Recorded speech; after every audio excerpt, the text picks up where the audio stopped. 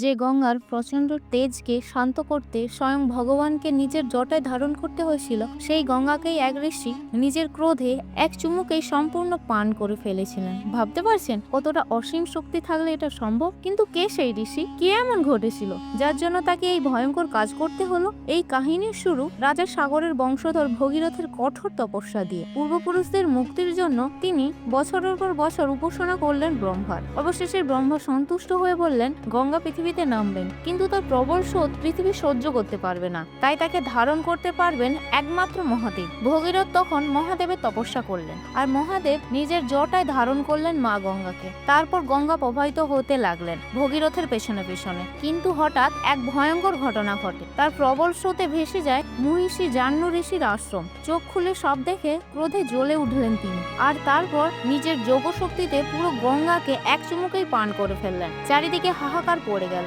নদী শুকিয়ে গেল, জীবন থমকে দাঁড়ালো। ভগীরথ বুঝলেন সব শেষ। তখন তিনি জাহ্নু ঋষির কাছে গিয়ে ভক্তি ভরে প্রার্থনা করলেন, হে মহিষী, আপনার ক্রোধ ন্যায় সঙ্গত, কিন্তু গঙ্গা পৃথিবীর কল্যাণের জন্য এসেছেন, দয়া করে তাকে মুক্ত করুন। ভগীরথের প্রার্থনায় অবশেষে শান্ত হলেন ঋষি, আর তারপর নিজের ডান কান দিয়ে আবার গঙ্গাকে প্রবাহিত করে দিলেন। সেই থেকে এই গঙ্গার আরেক নাম জাহ্নবী, অর্থাৎ জাহ্নু ঋষির কন্যা। এরপর মা গঙ্গার পবিত্র জলে স্পর্শ পেয়ে রাজা সাগরের সহস্র পুত্রের আত্মা মুক্তি লাভ করে। এই কাহিনী আমাদের শেখায় গঙ্গা শুধু একটা নদী নয়, তিনি হলেন মুক্তিদাত্রী দেবী, যার স্পর্শে পাপ ধুয়ে যায় আর আত্মা খুঁজে পায় মুক্তির পথ। তাই ভক্তি ভরে লিখুন, জয় মা গঙ্গা।